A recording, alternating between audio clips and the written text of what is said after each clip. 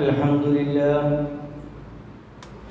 نحمده ونستعينه ونؤمن به ونتوكل عليه ونعوذ بالله من شرور أنفسنا ومن سيئات أعمالنا من يهده الله فلا مضل له ومن يضلله فلا هادي له أشهد أن لا إله إلا الله وحده لا شريك له وأشهد أن محمدًا عبده ورسوله أرسله بالهدى ودين الحق ليظهره على الدين كله وكفى بالله شهيدا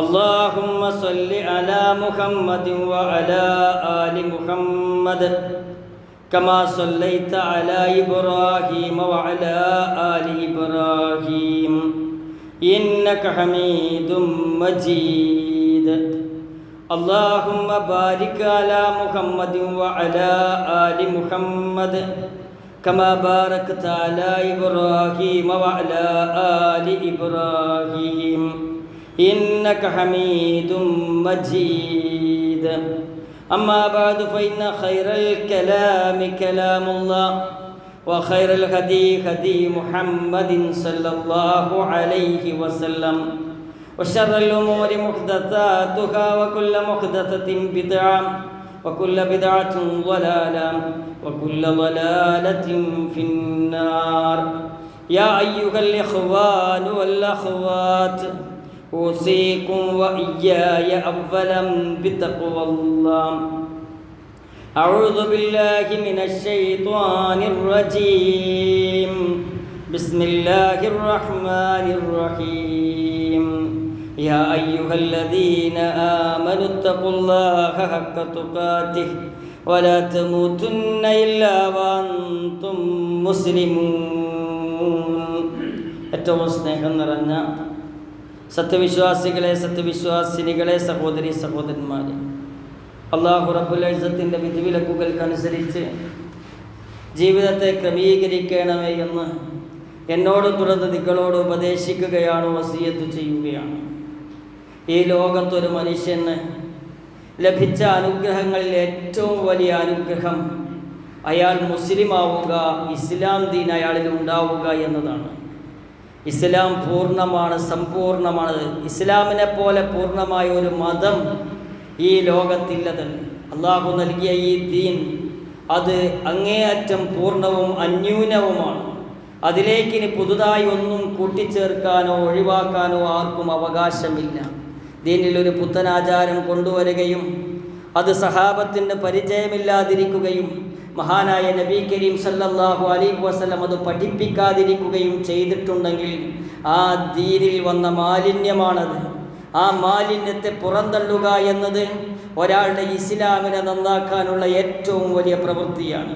അൽയൗമ അക്മൽതു ലക്കും ദീനുക്കും വഅത്മംതു അലൈക്കും നിഅമതി വറദീതു ലക്കുമുൽ ഇസ്ലാമ ദീന. ഇന്ന് ഞാൻ നിങ്ങൾക്ക് നിങ്ങളുടെ മതം പൂർത്തിയാക്കി തന്നിരിക്കുന്നു എന്ന് അല്ലാഹു സുബ്ഹാനഹു തആല സൂറത്തു മാഇദയിലൂടെ ആയത്തിറക്കുകയാണ്. എൻ്റെ അനുഗ്രഹം നിങ്ങൾക്ക് നിറവേറ്റിത്തരുകയും ചെയ്തിരിക്കുന്നു. മതമായി ഇസ്ലാമിനെ ഞാൻ നിങ്ങൾക്ക് തൃപ്തിപ്പെട്ട് തന്നിരിക്കുന്നു. അല്ലാഹു തൃപ്തിപ്പെട്ട സമ്പൂർണമായ ഒരു മതം എന്നാണോ ഈ ആയത്തിറങ്ങിയത്, അന്നത്തോടുകൂടി ഇസ്ലാം സമ്പൂർണമായി. അതിനുശേഷം എന്താചാരങ്ങൾ വന്നാലും എന്ത് നന്മയാണെന്ന് പറഞ്ഞാലും അതൊന്നും ഇസ്ലാമിന് ബാധകമല്ല. അതൊക്കെ ഇസ്ലാമിലേക്ക് കൂട്ടിച്ചേർക്കുന്ന മാലിന്യങ്ങളാണെന്ന് വിചാരിക്കാൻ സാധിക്കണം. പ്രവാചകൻ സല്ലല്ലാഹു അലൈഹി വസല്ലമയുടെ പാത മാത്രമാണ് നേർവഴി. അതിലൂടെ മാത്രമേ നേർവഴി പ്രാപിക്കാൻ ഒരാൾക്ക് സാധിക്കുകയുള്ളൂ. വിജയത്തിലേക്കുള്ള വഴി പ്രവാചകൻ സല്ലല്ലാഹു അലൈഹി വസല്ലം നമുക്ക് കാണിച്ചു തന്ന ഏക വഴിയാണ്. അതിൽ നിന്ന് ഭിന്നമായി ഉണ്ടാകുന്ന മറ്റു മാർഗങ്ങളെല്ലാം നമ്മെ വഴിപിഴവിലേക്കാണ് ക്ഷണിക്കുന്നത്.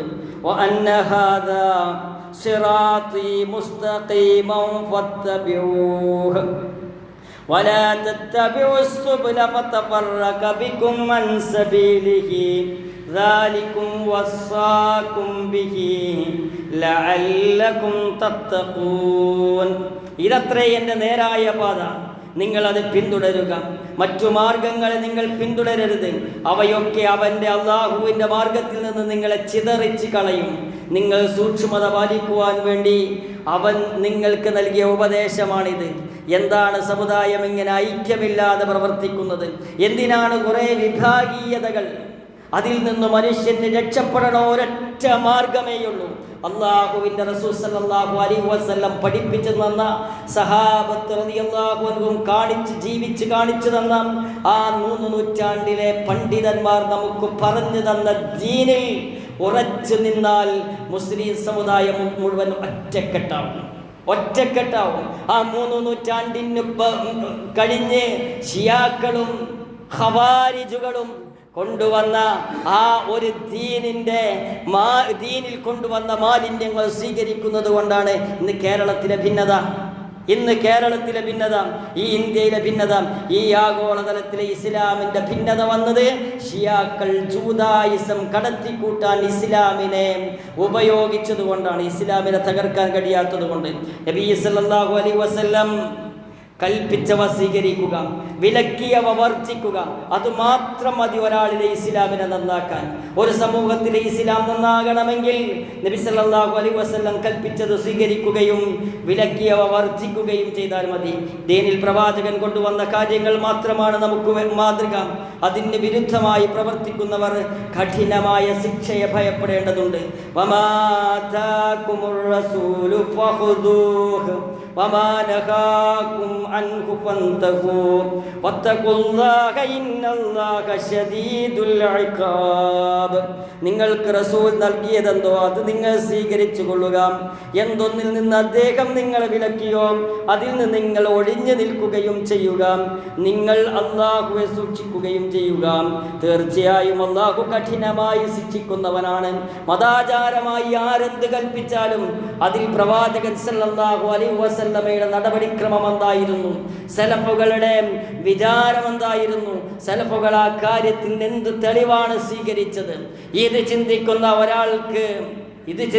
ഒരാൾക്ക് മുവഹിദായി തീരാൻ സാധിക്കും, മുസ്ലിഹായി തീരാൻ സാധിക്കും. അവന് മാത്രമേ ഇഖ്ലാസോടുകൂടി കർമ്മങ്ങൾ ചെയ്ത് മുന്നോട്ട് പോകാൻ സാധിക്കുകയുള്ളൂ. ഭിന്നതകൾ വരുമ്പോൾ സുന്നത്തിനെ മുറുകെ പിടിക്കുക എന്നത് ഐക്യത്തിനുള്ള ഏറ്റവും വലിയ മറുമരുന്നാണ്. പ്രവാചകൻ സല്ലല്ലാഹു അലൈഹി വസല്ലമയ്ക്ക് ശേഷം സമുദായത്തിൽ വലിയ ഭിന്നതകൾ ഉണ്ടാകുമെന്നും അപ്പോൾ നബി സല്ലല്ലാഹു അലൈഹി വസല്ലമയുടെയും സച്ചരിതരായ ഖലീഫമാരുടെയും ചര്യയാണ് പിന്തുടരേണ്ടതെന്നും പ്രവാചകൻ സല്ലല്ലാഹു അലൈഹി വസല്ലം നേരത്തെ താക്കീത് നൽകിയിട്ടുണ്ട്. ഇന്നഹു മൻ യഈശ് മിൻകും ബഅദി ഫസയറ ഇഖ്തിലാഫൻ കസീറ ഫഅലൈക്കും ബിസുന്നതി വസുന്നതി ഖുലഫാഇർ റാഷിദീനൽ മഹ്ദിയീൻ മിൻ ബഅദി وتمسكوا بك وعضوا عليك بالنواجذ إياكم محدثات الأمور فإن كل بدعة ضلالة. എനിക്ക് ശേഷം ജീവിക്കുന്നവർക്ക് വലിയ ഭിന്നതകൾ കാണേണ്ടി വരും. അതാണിപ്പോൾ സംഭവിച്ചുകൊണ്ടിരിക്കുന്നത്, അതാണ് കണ്ണിൽ കണ്ടുകൊണ്ടിരിക്കുന്നത്, അതാണ് നാട്ടിൽ നടന്നുകൊണ്ടിരിക്കുന്നത്. അപ്പോൾ എന്ത് ചെയ്യണം? അപ്പോൾ നിങ്ങൾ എൻ്റെ സുന്നത്തും നേർവഴിയിലായ സച്ചരിതരായ ഖലീഫമാരുടെ സുന്നത്തും മുറുകെ പിടിക്കുക. ഏത് കാര്യവും ഉരച്ചു നോക്കുവാൻ, അത് സ്വർണമാണോ, അത് വഹിയാണോ, അത് പ്രവാചകൻ സല്ലല്ലാഹു അലൈഹി വസല്ലമയുടെ അധ്യാപനമാണോ, അത് സഹാബത്ത് ചെയ്തതാണോ എന്ന് തിരിച്ചറിയാനുള്ള ഉരകല്ലെന്താണ്? അത് ഹദീസുകളാണ്, അത് ആയത്തുകളാണ്. ആയത്തുകളെ അവർ വ്യാഖ്യാനിച്ച വ്യാഖ്യാനങ്ങളാണ്. അതുകൊണ്ട് തന്നെ സുന്നത്തിനെ അണപ്പല്ലുകൊണ്ട് കടിച്ചു പിടിക്കണം. അണപ്പല്ലുകൊണ്ട് കടിച്ചു പിടിക്കണം.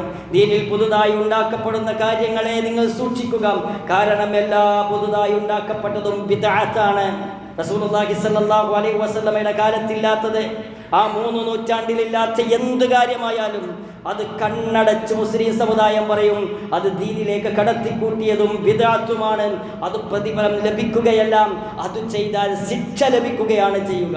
എല്ലാ ബിദ്അത്തും എന്താണ്? ഫഇന്ന കുല്ലു ബിദ്അത്തുൻ ളലാല. എല്ലാ ബിദ്അത്തും ളലാലത്താണ്, വഴികേടാണ്. അഞ്ചാമത്തെ കാര്യം, ബിദ്അത്തുകൾ 2 വിധമുണ്ട്. ദീനിൽ കടത്തിക്കൂട്ടുന്ന പുത്തനാചാരങ്ങൾ പ്രധാനമായും 2 തരത്തിലുണ്ട്. വിശ്വാസപരമായ ബിദ്അത്തുകൾ ഇവ മനുഷ്യനെ ഇസ്ലാമിൽ നിന്ന് തന്നെ പുറത്താക്കും. അവൻ്റെ ഇസ്ലാം മുറിഞ്ഞു പോകും. അതിൽപ്പെട്ടവരാണ് ഖവാരിജുകൾ. സഹാബത്തിനെ, അലി റളിയല്ലാഹു അൻഹുവിനെ, മുആവിയ റളിയല്ലാഹു അൻഹുവിനെ, ആയിഷ റളിയല്ലാഹു അൻഹയെ ആക്ഷേപിച്ചവരാണ് ഖവാരിജുകൾ. നിങ്ങൾ എൻ്റെ സഹാബത്തിനെ ചീത്ത പറയരുത് എന്ന് അല്ലാഹുവിൻ്റെ റസൂൽ സല്ലല്ലാഹു അലൈഹി വസല്ലം പറഞ്ഞ കൽപ്പനയെ ധിക്കരിച്ചവരാണ് ഖവാരിജുകൾ. രണ്ട് ഖദരിയാക്കൾ കാര്യങ്ങൾ സംഭവിക്കുമ്പോൾ മാത്രമേ അല്ലാഹു അറിയുകയുള്ളൂ എന്ന് വിശ്വസിക്കുന്നവരാണ് ഖദരിയാക്കൾ. തെറ്റായ വിശ്വാസമാണത്. അല്ലാഹുവിൻ്റെ അറിവ് സർവ വ്യാപകമാണ്. എല്ലായിടത്തും അല്ലാഹുവിൻ്റെ അറിവുണ്ട്. ലിതഅലമു അന്നല്ലാഹ അലാ കുല്ലി ഷൈഇൻ ഖദീർ വഅന്നല്ലാഹ ഖദ അഹാത ബികുല്ലി ഷൈഇൻ ഇൽമാ. അല്ലാഹു ഏത് കാര്യത്തിനും കഴിവുള്ളവനാകുന്നു എന്നും അല്ലാഹു ഏത് കാര്യത്തിനും കഴിവുള്ളവനാകുന്നു എന്നും അല്ലാഹു ഏത് വസ്തുവെയും ചൂഴ്ന്നറിയുന്നവനാകുന്നു എന്നും നിങ്ങൾ മനസ്സിലാക്കുവാൻ വേണ്ടി നമ്മൾക്ക് എന്ത് സംഭവിക്കും, ഈ പ്രപഞ്ചത്തിന് എന്ത് സംഭവിക്കും, പ്രപഞ്ചത്തിലെ ഓരോ പുൽക്കടിക്ക് എന്ത് സംഭവിക്കും, എല്ലാം അല്ലാഹുവിനറിയാം. ഇന്നല്ലാഹ ബികുല്ലി ഷൈഇൻ അലീം.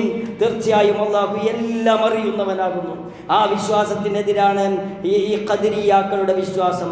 അല്ലാഹു ഒരു കാര്യം സംഭവിക്കുമ്പോൾ മാത്രം അറിയുന്നവനാണ് എന്ന് പറഞ്ഞവർ നിഷേധിച്ചു. അത് വിശ്വാസത്തിൽ വന്ന ബിദ്അത്താണ്. ഇനി ഷിയാക്കൾ, അമിത ഭക്തന്മാർ, ലോകത്തെ നിയന്ത്രിക്കാൻ അല്ലാഹുവിനെയും റസൂലിനെയും റസൂൽ അലി റളിയല്ലാഹു അൻഹുവിനെയും ഏൽപ്പിച്ചു എന്ന് വിശ്വസിക്കുന്നവരാണ് ഷിയാക്കൾ. ആ ഷിയാക്കളാണ് ഖബർ ആരാധന കൊണ്ടുവന്നത്. ആ ഷിയാക്കളാണ് നബിദിനാഘോഷം കൊണ്ടുവന്നത്. ആ ഷിയാക്കളാണ് ഇന്ന് ദീനല്ലാത്ത എന്തൊക്കെ കാര്യങ്ങൾ ഈ കേരളത്തിലും മറ്റുള്ള സ്ഥലത്തും നടക്കുന്നത്, അതൊക്കെ ഉണ്ടാക്കിയത് അവരാണ്. ഇതേ അന്ധവിശ്വാസത്തിൻ്റെ തുടർച്ചയാണ് ഇന്ന് മുദബ്ബിറുൽ ആലം, ലോകം നിയന്ത്രിക്കുന്നവൻ CM മടവൂരാണെന്ന് പറയുന്ന ഒരു വാദം കൊണ്ടുവന്നതും ഈ ഷിയാക്കളുടെ തലയിൽ നിന്നുണ്ടായതാണ്. അവരങ്ങനെ കുറേ ആളുകൾക്ക് പദവി നൽകി മുന്നോട്ട് പോകും. അത് വിശ്വാസപരമായ ബിദ്അത്താണ്. ഇനി കർമ്മപരമായ ബിദ്അത്തുകളുണ്ട്. പ്രവാചകൻ സല്ലല്ലാഹു അലൈഹി വസല്ലമക്ക് പരിചയമില്ല, സഹാബത്ത് പഠിപ്പിച്ചിട്ടില്ല, അവരാരും മാതൃകയാക്കിയിട്ടില്ല. ദീനിൻ്റെ പേരിൽ പുണ്യകർമ്മമായി ഈ നാളുകൾ കൊണ്ടാടുന്ന കുറേ കാര്യങ്ങൾ. റബീഉൽ അവൽ 12 നബിദിനാഘോഷം ബിദ്അത്താണ്. റബീഉൽ ആഖിറിലെ ജീലാനി അനുസ്മരണം ബിദ്അത്താണ്. റജബ് 27-നുണ്ടാകുന്ന ആചാരങ്ങൾ ബിദ്അത്താണ്. ശഅബാൻ 15-ലെ ബറാഅത്ത് രാവിൻ്റെ ആഘോഷം ബിദ്അത്താണ്. റമദാൻ 17-ലെ ബദരീങ്ങളുടെ ആണ്ട് ബിദ്അത്താണ്. മുഹറം ആഘോഷങ്ങൾ ബിദ്അത്താണ്. ദീനിൻ്റെ പേരിൽ ചൊല്ലുന്ന മാലകൾ, മൗലൂദുകൾ, റാത്തീബുകൾ, ഇതെല്ലാം ദീനിൽ കൊണ്ടുവന്ന് ചേർത്ത മാലിന്യങ്ങളും അതെല്ലാം ചെയ്യുന്നവർ ശിക്ഷയ്ക്ക് വിധേയരാകുന്നവരുമാണ് എന്ന തിരിച്ചറിവ് വേണം. എന്തിനാണ് ഇത് പറയുന്നത്? വിഭാഗീയതയുണ്ടാക്കാനല്ല, കുറേ ആളുകൾ നരകക്കാരാണെന്ന് പറയാൻ വേണ്ടിയല്ല. നരകത്തിൽ പോകുന്ന പ്രവർത്തനം ചെയ്യുന്നവർ നരകത്തിലേക്ക് പോകാൻ സാധ്യതയുണ്ട് എന്ന് പറയാനാണ് ഈ കാര്യങ്ങളൊക്കെ സൂചിപ്പിക്കുന്നത്. ആറാമത്തെ കാര്യം, ബിദ്അത്തിനെതിരെയുള്ള മുസ്ലിമിൻ്റെ നിലപാടെന്തായിരിക്കണം? ഒരു കാര്യം പുത്തനാചാരമാണ്, ബിദ്അത്താണ് എന്ന് ബോധ്യപ്പെട്ടാൽ യഥാർത്ഥ വിശ്വാസം സ്വീകരിക്കേണ്ട ശക്തമായ നിലപാടുകൾ താഴെ സൂചിപ്പിക്കുകയാണ്. ഒന്നാമത്തത്, അത്തരം ബിദ്അത്തുകളുടെ സദസ്സിലേക്ക് ക്ഷണിക്കപ്പെട്ടാൽ പോകാൻ പറ്റുമോ? മരണസമയത്ത് ആ സമയത്തുണ്ടാകുന്ന പുത്തനാചാരങ്ങൾ, അതേപോലെയുള്ള കാര്യങ്ങളിലേക്ക് പോകാൻ പറ്റുമോ? ഉത്തരമെന്താ? പോകരുത്. ബിദ്അത്തുകളെ പ്രോത്സാഹിപ്പിക്കുന്നതും അത്തരം സദസ്സുകൾ ഇരിക്കുന്നതും സുന്നത്തിന് വിരുദ്ധമാണ്. അല്ലാഹു തആലയ്ക്ക് ഇഷ്ടമില്ലാത്ത കാര്യമാണ്. പ്രവാചകൻ സല്ലല്ലാഹു അലൈഹി വസല്ലം കൽപ്പിക്കാത്ത ഒരു കാര്യം തള്ളപ്പെടേണ്ടതും ഒരു മനുഷ്യന് കുടുംബ ബന്ധത്തെക്കാൾ വലുത് ആദർശമാണ്. ഒരു മനുഷ്യന് ഈ ലോകത്തെ മനുഷ്യരോടുള്ള ബന്ധത്തെക്കാൾ വലിയ ബന്ധം റസൂലുള്ളാഹി സ്വല്ലല്ലാഹു അലൈഹി വസല്ലമയോടുള്ള ബന്ധമാണ്, അല്ലാഹു തആലയോടുള്ള ബന്ധമാണ്. ആ രണ്ട് ബന്ധങ്ങൾ മുറിഞ്ഞു പോകുന്ന ഏത് ബന്ധത്തെയും സ്വീകരിക്കാൻ പാടില്ല. ലാ തഅത ലി മഖ്ലൂഖിൻ മഅസിയത്തിൽ ഖാലിഖ്. അല്ലാഹു തആലയെ ധിക്കരിച്ച് ഒരാളെ അനുസരിക്കാൻ അല്ലാഹു തആല കൽപ്പിച്ചിട്ടില്ല, പ്രവാചകൻ സല്ലല്ലാഹു അലൈഹി വസല്ലം കൽപ്പിച്ചിട്ടില്ല. രണ്ടാമത്തത്, ബദരീങ്ങളുടെയോ ഔലിയാക്കളുടെയോ പേരിൽ അറുത്ത മാംസം വീട്ടിലെത്തിയാൽ എന്ത് ചെയ്യണം? നബിയുനാ മുഹമ്മദിൻ സല്ലല്ലാഹു അലൈഹി വസല്ലമയുടെ പേരിൽ നേർന്ന ആ ഭക്ഷണം വീട്ടിലെത്തിയാൽ എന്ത് ചെയ്യണം? അല്ലാഹു അല്ലാത്തവരുടെ പ്രീതിക്ക് വേണ്ടി അറുക്കപ്പെട്ടത് ഉഹില്ല ലി ഗൈരില്ലാ, അള്ളാഹുവിൻ്റെ നാമത്തിലല്ലാതെ ഉച്ചരിക്കപ്പെട്ടത് ഹറാമാണ് മുസ്ലിമിന്. അത് കഴിക്കാൻ പാടില്ലെന്ന് പറഞ്ഞത് ഖുർആനാണ്. അതുകൊണ്ട് അങ്ങനെ നേർച്ചയുടെ ഭക്ഷണങ്ങൾ കഴിക്കാൻ പാടില്ല. അത് പൂർണ്ണമായും ഒഴിവാക്കൽ ഒരാൾക്ക് സ്വർഗം നിർബന്ധമാകാനും നരകത്തിൽ നിന്ന് രക്ഷപ്പെടാനും അനിവാര്യമായ കാര്യമാണ്. മൂന്നാമത്തത്, നബിദിനത്തിൻ്റെ ചോറ് ഭക്ഷണം കഴിക്കാൻ പറ്റുമോ? ദീനിലോ സുന്നത്തിലോ ഇല്ലാത്ത ആഘോഷത്തിൻ്റെ ഭാഗമായി ഉണ്ടാകുന്ന ഭക്ഷണങ്ങൾ കഴിച്ച് ആ ആചാരത്തെ പിന്താങ്ങാൻ ഒരു മുസ്ലിമിന് പാടുള്ളതല്ല. ഒരു മുസ്ലിം അതിലേക്ക് പോകാൻ പാടുള്ളതല്ല. അവൻ അതിൽ സഹകരിക്കാൻ പാടുള്ളതല്ല. കാരണം അത് ദീനിനെ പൊളിക്കുന്ന കാര്യമാണ്, ദീനിനെ വളർത്തുന്ന കാര്യമല്ല. ഒരു ദിവസം കൊണ്ട് നബി സ്നേഹത്തെ വളർത്താൻ നമുക്ക് സാധിക്കുകയില്ല. 24 മണിക്കൂറും നബിയെ സ്നേഹിക്കണം. അപ്പോൾ മുടി വെട്ടുന്നത് ശരിയാകും, വേഷം ധരിക്കുന്നത് ശരിയാകും, അപ്പോൾ നമസ്കാരം ശരിയാകും. പ്രവാചകൻ സല്ലല്ലാഹു അലൈഹി വസല്ലമയെ ഒരു മുസ്ലിം ഇഞ്ചോടിഞ്ച് സ്നേഹിക്കുകയും ഓരോ ദിവസവും സ്നേഹിക്കുകയും ഓരോ മണിക്കൂറും സ്നേഹിക്കുകയും ഓരോ മൈക്രോ സെക്കൻഡും സ്നേഹിക്കുകയും ചെയ്യണം. അങ്ങനത്തെ ഒരാൾക്ക് നബിദിനാഘോഷത്തിൻ്റെ ആവശ്യമില്ല. ആണ്ടിലൊരിക്കൽ റോട്ടിൽ കിടന്ന് ചാടിക്കളിക്കുന്നത് ഒരിക്കലും ഇസ്ലാമിൻ്റെ പേരിലും നബി സ്നേഹത്തിൻ്റെ പേരിലുമല്ല എന്ന് മനസ്സിലാക്കണം. നമ്മുടെ നിലപാടിൻ്റെ അടിസ്ഥാന പ്രമാണങ്ങൾ എന്താണ്? ഒന്ന്, ബിദഅത്ത് നരകത്തിലേക്കാണ്. വശറുൽ ഉമൂരി മുഹദസതുഹാ വകുല്ല മുഹദസത്തിൻ ബിദ്അ വകുല്ല ബിദ്അത്തിൻ ളലാല വകുല്ല ളലാലത്തിൻ ഫിന്നാർ. കാര്യങ്ങളിൽ ഏറ്റവും തിന്മയേറിയത് ദീനിൽ പുതുതായി ഉണ്ടാക്കപ്പെട്ടവയാണ്. പുതുതായി ഉണ്ടാക്കപ്പെട്ടവയെല്ലാം ബിദ്അത്താണ്. എല്ലാ ബിദ്അത്തുകളും വഴികേടാണ്. എല്ലാ വഴികേടുകളും നരകത്തിലേക്കാണ്. രണ്ടാമത്തത്, കാര്യങ്ങൾ പ്രമാണത്തിലേക്ക് മടക്കണം. തറക്തും ഫീകും അംറൈൻ ലൻ തദില്ലു മാ തമസ്സക്തും ബിഹിമാ കിതാബല്ലാഹി വസുന്നത്തി നബിയിഹി. ഞാൻ നിങ്ങൾക്ക് 2 കാര്യങ്ങൾ വിട്ടേച്ചു പോകുന്നു. അവ നിങ്ങൾ മുറുകെ പിടിക്കുന്ന കാലത്തോളം നിങ്ങൾ വഴിവിടക്കുകയില്ല. അള്ളാഹുവിൻ്റെ കിതാബും പ്രവാചകന്റെ സുന്നത്തുമാണ്. ഇതിൽ 2ലും കണ്ടതു മാത്രമേ മതമായി കണക്ക് കൂട്ടാൻ പാടുള്ളൂ. തർക്കങ്ങൾ ഉണ്ടാകുമ്പോൾ പരിഹാരം എന്താണ്? ഫഇൻ തനാസഅതും ഫീ ശൈഇൻ ഫദ്റുദ്ദൂഹു ഇലല്ലാഹി വറസൂൽ ഇൻ കുൻതും തുഅ്മിനൂന ബില്ലാഹി വൽ യൗമിൽ ആഖിർ ദാലിക ഖൈറുൻ വഅഹ്സനു തഅ്വീലാ. സത്യവിശ്വാസികളെ, നിങ്ങൾ അള്ളാഹുവെ അനുസരിക്കുക, അള്ളാഹുവിൻ്റെ ദൂതനെയും നിങ്ങളിൽ നിന്നുള്ള കൈകാര്യകർത്താക്കളെയും അനുസരിക്കുക. ഇനി വല്ല കാര്യത്തിലും നിങ്ങൾക്കിടയിൽ ഭിന്നിപ്പുണ്ടാവുകയാണെങ്കിൽ നിങ്ങളത് അള്ളാഹുവിലേക്കും റസൂലിലേക്കും മടക്കുക. നിങ്ങൾ അള്ളാഹുവിലും അന്ത്യദിനത്തിലും വിശ്വസിക്കുന്നുവെങ്കിൽ അതാണ് വേണ്ടത്, അതാണ് ഉത്തമവും കൂടുതൽ പര്യവസാനമുള്ളതും. അപ്പോൾ എന്തിലാണോ തർക്കം, അതിൽ പ്രവാചകൻ സല്ലല്ലാഹു അലൈഹി വസല്ലമയുടെ നടപടിക്രമം എന്തായിരുന്നു? മീലാദിൻ്റെ ദിവസം, ഷാബാൻ 15 ദിവസം, റജബ് 27 ദിവസം, ജീലാനി ദിനത്തിൽ അള്ളാഹുവിൻ്റെ പ്രവാചകൻ സല്ലല്ലാഹു അലൈഹി വസല്ലം എന്തു ചെയ്തു? സഹാബത്ത് എന്തു ചെയ്തു? താബിഉകൾ എന്തു ചെയ്തു? തബഉത്താബിഉകൾ എന്തു ചെയ്തു? 3 നൂറ്റാണ്ടിലുള്ള ആളുകൾ എന്തു ചെയ്തു? ഈ ഒരൊറ്റ ചോദ്യം ചോദിച്ചാൽ മതി. ഈ ഒരൊറ്റ ചോദ്യത്തിൻ്റെ പ്രാമാണികമായ ഉത്തരം തേടിയാൽ എല്ലാ വിഷയത്തിലും നമുക്ക് സമാധാനം ലഭിക്കും. പുത്തനാചാരങ്ങൾ തള്ളപ്പെടേണ്ടതാണ്. മൻ അഹദസ ഫീ അംരിനാ ഹാദാ മാ ലൈസ ഫീഹി ഫഹുവ റദ്ദുൻ. നമ്മുടെ ദീനിൽ അതിലില്ലാത്ത ഒന്നിനെ ആരെങ്കിലും പുതുതായി ഉണ്ടാക്കിയാൽ അത് സ്വീകരിക്കേണ്ടതില്ല, അത് തള്ളപ്പെടേണ്ടതാണ് എന്ന് നബിയുനാ മുഹമ്മദിൻ സല്ലല്ലാഹു അലൈഹി വസല്ലം പറയുകയാണ്. മൻ അമില അമലൻ ലൈസ അലൈഹി അംറുനാ ഫഹുവ റദ്ദുൻ. നമ്മുടെ കൽപ്പനയില്ലാത്ത വല്ല കർമ്മവും ആരെങ്കിലും പ്രവർത്തിച്ചാൽ അത് തള്ളപ്പെടേണ്ടതാണ്. റജബിൻ്റെ ആഘോഷം, മരണത്തിനെ തൊട്ടുള്ള ആഘോഷം, ഷാബാൻ 15 ആഘോഷം, റബീഉൽ അവ്വലിൻ്റെ ആഘോഷം, ജീലാനി ദിനത്തിൻ്റെ ആഘോഷം അല്ലാഹുവിൻ്റെ റസൂൽ സല്ലല്ലാഹു അലൈഹി വസല്ലം എങ്ങനെ കൽപ്പിച്ചു? അതിൻ്റെ ഹദീസ് എന്താണ്? അതുമായി ബന്ധപ്പെട്ട ആയത്ത് എന്താണ്? അതുമായി ബന്ധപ്പെട്ട വ്യക്തമായ സൂചനകൾ ഉണ്ടായിട്ടുണ്ടോ? ഇല്ലെങ്കിൽ അത് മതത്തിൽ പുതുതായി വന്നതാണെന്ന് വിചാരിച്ച് വിട്ടുനിൽക്കുന്നത് നമ്മുടെ ഇസ്ലാമിനെ നന്നാക്കാൻ അനിവാര്യമായ കാര്യമാണ്. യഥാർത്ഥത്തിൽ സത്യമെന്തെന്നും പ്രമാണമെന്തെന്നും തിരിച്ചറിയാനും അങ്ങനെ മനസ്സിന് വിശാലതയുണ്ടായി എല്ലാ ബിദ്അത്തുകളിൽ നിന്നും ബിദ്അഈ കക്ഷികളിൽ നിന്നും വിട്ടുനിൽക്കാനും അല്ലാഹു തആല നമുക്ക് തൗഫീഖിനെ പ്രദാനം ചെയ്യുമാറാകട്ടെ.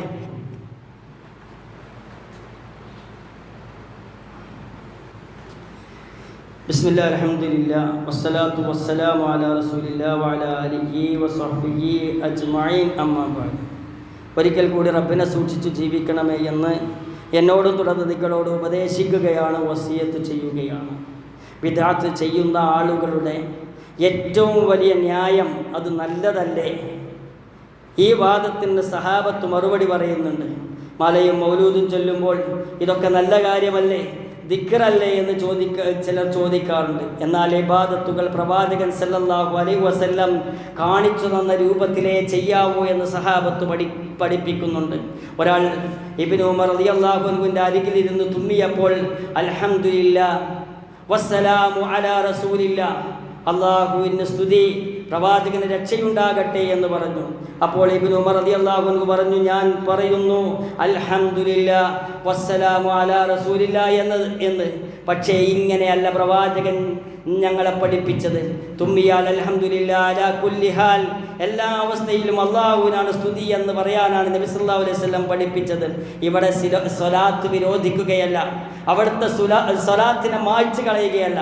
പ്രവാചകൻ സല്ലല്ലാഹു അലൈഹി വസല്ലം പഠിപ്പിച്ചതാണ് ദീൻ, അതിലൊന്നും കൂട്ടിച്ചേർക്കാൻ പാടില്ലെന്ന് ഉമർ ഇബ്നുൽ ഖത്താബ് റളിയല്ലാഹു അൻഹുവിൻ്റെ മകനായ അബ്ദുല്ലാഹി ഇബ്നു ഉമർ റളിയല്ലാഹു അൻഹു പഠിപ്പിക്കുകയാണ്.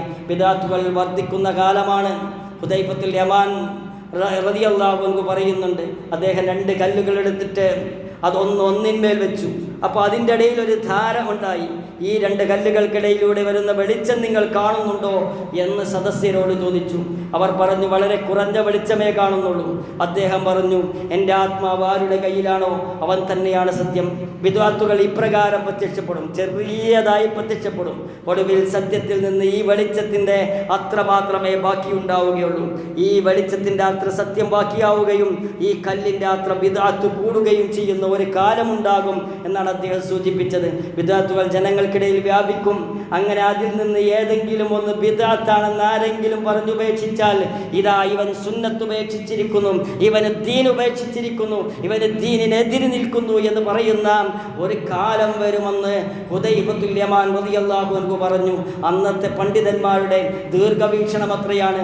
ഇന്ന് അങ്ങനെയാണല്ലോ. നമ്മുടെ കുട്ടിക്കാലത്തുണ്ടായ നബിദിനവും ഇപ്പോഴുണ്ടാകുന്ന നബിദിനവും ഇപ്പോഴുണ്ടാകുന്ന ജീലാനി ദിനവും അന്ന് ഇല്ലാതിരുന്ന ജീലാനി ദിനവും ഒക്കെ ഒരു 40-45 വയസ്സ് കഴിഞ്ഞ ആളുകൾക്ക് കണ്ണിൽ കണ്ട സത്യമാണ്. അതുകൊണ്ട് ദീനിൽ പുതിയ കാര്യങ്ങൾ ഇത്തിക്കണ്ണികളെ പോലെ വളർന്നു വരുന്നുണ്ട് എന്നൊരു ജാഗ്രതയുണ്ടായിരിക്കുകയും അള്ളാഹുവിൻ്റെ റസൂൽ സല്ലല്ലാഹു അലൈഹി വസല്ലമയുടെ കാലത്തില്ലാത്ത ദീൻ എൻ്റെ ജീവിതത്തിൽ ഉണ്ടാവുകയില്ല എന്ന് തീരുമാനിക്കുകയും ചെയ്യണം. എന്തിനു വേണ്ടി? മരിച്ചാൽ മോക്ഷം കിട്ടാൻ, സ്വർഗം ലഭിക്കാൻ, നരകത്തിൽ നിന്ന് രക്ഷപ്പെടാൻ. നമ്മുടെ ഖബറിലേക്ക് ഒരാളും വരികയില്ല. ഇത് കൽപ്പിച്ച് നമ്മളെ മോട്ടിവേറ്റ് ചെയ്ത് കൊണ്ടുപോകുന്ന ഒരാളും നമ്മുടെ ഖബറിലേക്ക് വരികയില്ല. നമ്മുടെ ഖബറിൽ കിടക്കുമ്പോൾ നീ ബിദ്അത്തിന്റെ കക്ഷിയാണെന്ന് പറഞ്ഞ് ശിക്ഷ അവിടെ ഏറ്റുവാങ്ങേണ്ടി വന്നാൽ ഈ സീനൊക്കെ മാറും. അവിടെ വേറെ സീനായിരിക്കും ഉണ്ടായിരിക്കുക. അതുകൊണ്ട് ബിദ്അത്തിനെ കണ്ടറിഞ്ഞ് അതിൽ നിന്ന് വിട്ടുനിന്ന് ധാരാളം സുന്നത്തുകൾ ചെയ്യാനുണ്ട്, ധാരാളം പ്രമാണങ്ങളിൽ വന്ന ധാരാളം പുണ്യകർമ്മങ്ങൾ ചെയ്യാനുണ്ട്. അതിലേക്ക് നമ്മുടെ അതിലേക്ക് ഊർജത്തെ മാറ്റുകയും ബിദ്അത്തിന്റെ എല്ലാ കാര്യത്തിൽ നിന്നും ഊർജത്തെ പിൻവലിച്ച് അതിൽ നിന്നെല്ലാം മാറി നിൽക്കാൻ നമ്മൾ ശ്രദ്ധിക്കണം. നമ്മുടെ ദീനിനെ സംശുദ്ധമാക്കാൻ നമ്മളെപ്പോഴും ജാഗ്രതയോടുകൂടി നിൽക്കണം. എങ്കിലേ കൽബുൻ സലീമായി ആത്മീയ മോക്ഷം ലഭിച്ച നാളെ പരലോകത്തെത്താൻ നമുക്ക് സാധിക്കുകയുള്ളൂ. ദീനിനെ ശരിക്കും മനസ്സിലാക്കാനും പ്രാമാണികമായി ചിന്തിക്കാനും പ്രമാണത്തിൻ്റെ അടിസ്ഥാനത്തിൽ പ്രവർത്തിക്കാനും പ്രവാചകൻ സല്ലല്ലാഹു അലൈഹി വസല്ലം കൽപ്പിച്ചത് ജീവിതത്തിൽ കൊണ്ടുവരാനും പ്രവാചകൻ സല്ലല്ലാഹു അലൈഹി വസല്ലം വിരോധിച്ചത് വർജിക്കാനും അല്ലാഹു തആല നമുക്ക് തൗഫീഖിനെ പ്രദാനം ചെയ്യുമാറാകട്ടെ. രോഗം കൊണ്ട് കഷ്ടപ്പെടുന്ന ആളുകൾക്ക് അല്ലാഹു തആല അർഹമായ പ്രതിഫലവും ശിഫാവും ആഴ്ചയിലും പ്രദാനം ചെയ്യുമാറാകട്ടെ. കടം കൊണ്ട് കഷ്ടപ്പെടുന്ന ആളുകൾക്ക് ഹലാലായ മാർഗത്തിലൂടെ കടം വീട്ടാനുള്ള നല്ല തൗഫീഖിനെ പ്രദാനം ചെയ്യുമാറാകട്ടെ. നമ്മിൽ നിന്നും മരിച്ചു പോയ ആളുകൾ അവിടെ ഖബർ വിശാലമാക്കി അവരെയും നമ്മളെയും അവരുടെ ജന്നാത്തുൽ ഫിർദൗസിൽ അലയിൽ ഒരുമിച്ച് കൂട്ടുമാറാകട്ടെ. റബ്ബനാ തഖബ്ബൽ മിന്നാ ഇന്നക അൻതസ് സമീഉൽ അലീം വതുബ് അലൈനാ ഇന്നക അൻതത് തവ്വാബുർ റഹീം വഗ്ഫിർ ലനാ യാ ഗാഫിറൽ മുദ്നിബീൻ. റബ്ബനാ آتنا في الدنيا حسنة وفي الآخرة حسنة وقنا عذاب النار والحمد لله رب العالمين. اللهم صل على محمد.